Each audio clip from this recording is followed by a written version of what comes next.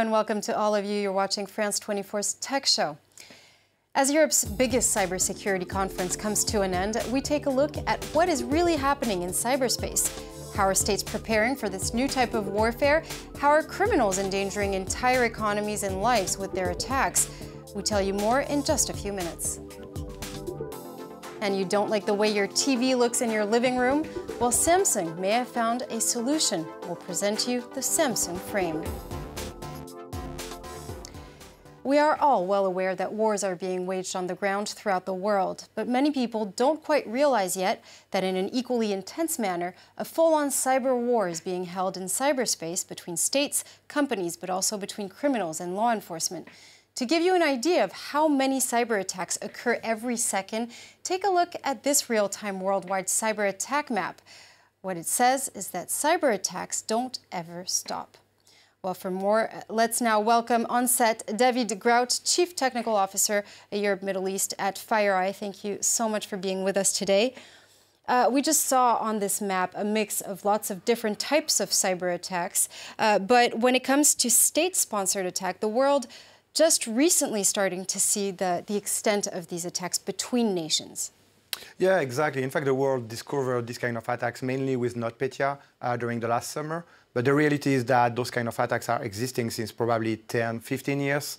Right now, you are seeing in the news that the cyber threats, or let's say the states in general, are looking on those kind of security or kind of attacks. But this is not really new.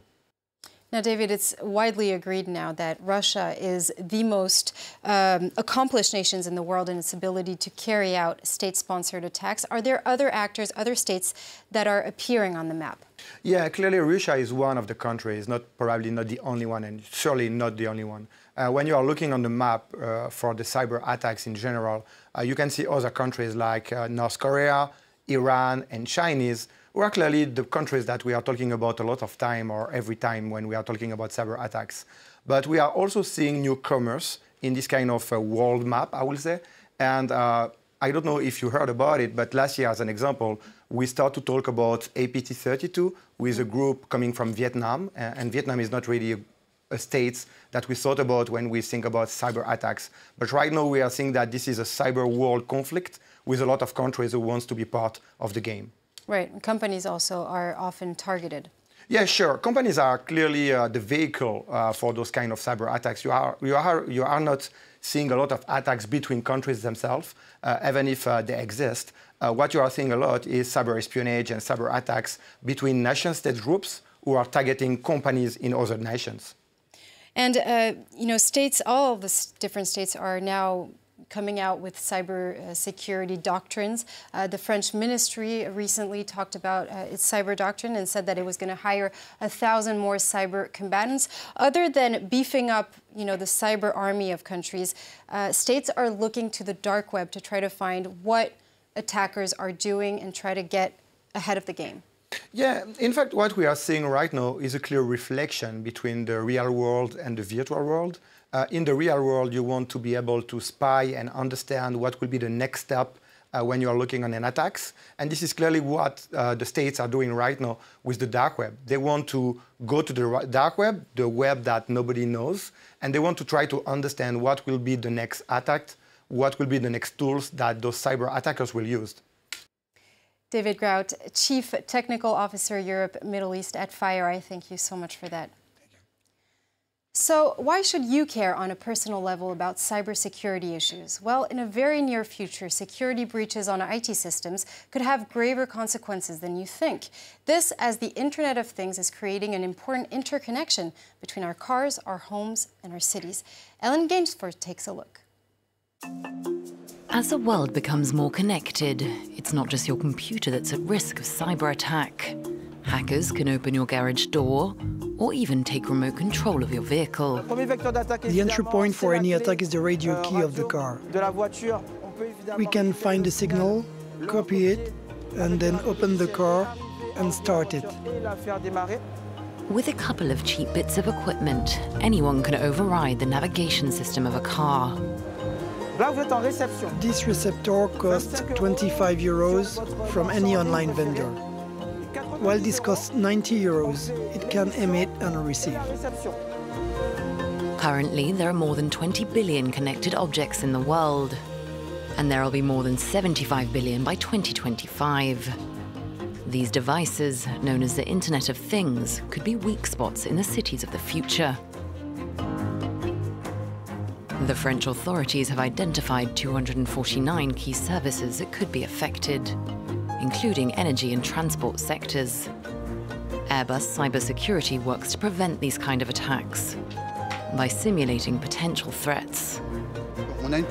We have a simulation platform that enables us to recreate, very realistically, the network of a business. From there, we can simulate attacks and show how to defend against them with the tools we put in place. The National Agency for the Security of Information Systems ensures key services are protected in France. If there's a cyber attack, they send a team on the ground to help the organization that's at risk. It's important to foresee the worst-case scenario. If your system is attacked and you can't access it, you have to know what to do. Did you safeguard the information? Could you continue working on an alternative system? How can you get back to functioning normally? That's a real change of mentality. The ability to bounce back quickly after a cyber attack is known as cyber resilience. It's the latest challenge in the realm of cybersecurity, where risks are multiplying. In 2010, the Stuxnet virus, created by the NSA and Israel, was used to damage Iran's nuclear program, opening a Pandora's box for modern warfare.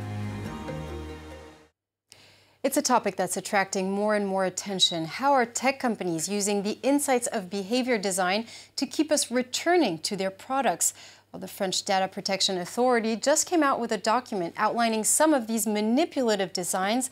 Well, for more on this, I'm joined by Gwendal Legrand, the Director of Technologies at the CNIL. Thank you so much for joining us. Thank you. Hello. So why did you decide to publish this document? Well, the French Data Protection Authority, CNIL, has recently published a report on the architecture of online choices. In other words, it deals with the way consent is sought by online services, the way the interfaces are being designed, and more generally about the attention economy. So the objective for us is really to understand the triggers that are being activated by the attention economy when you use a smartphone or when you use online services. You know, it's the little nudges that are used to make you share your data, the notification that push you to consult a social network or to stay on a streaming service, for instance. So in a way, it's about the design of privacy. If we understand how these choices are presented to the user, we'll be in a better position to understand that the users make conscious decisions. Now, could you give us precise examples of how the design of apps can be used to influence the behavior of users? For many years, people thought that the ideal interface had to be as simple as possible. You know, it's what is also called less is more.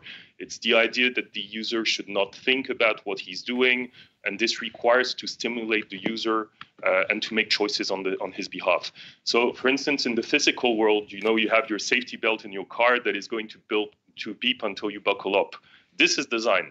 And in the online world, there's also a lot of little tools that are used like this to trigger some cognitive biases. It can be related to the environment, to colors, and many other things that influence your choices. For instance, people are used to accept buttons that have a green tick and refuse buttons which have a red cross. So there's many examples. You can also think about, you know, social services on which when you scroll down your timeline, you will see a video and there is an autoplay feature on the video. So our objective really is threefold: to explain design strategies so that users can recognize them and make conscious choices, to take design more clearly into account into our analysis as regulators, and to incentivize the development of an ethical design which integrates desirable interactions with the users at the right time for the sake of transparency and informed consent. Gwendal Legrand, thank you so much for that. And it's time for our Test 24 segment of the week with Guillaume Gralet, a journalist from the French magazine Le Point.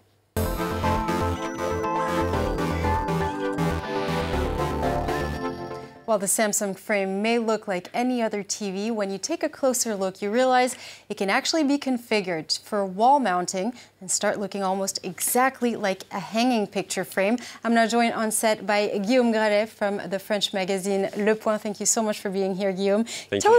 Tell us more about this TV. Maybe you're like me, you love Claude Monet, you like very much Vincent van Gogh, or also the pictures from Van Gogh, an artist, but you can't afford to have them, and Samsung makes you make this possibility to have them at home and to play with your TV and to change the artwork.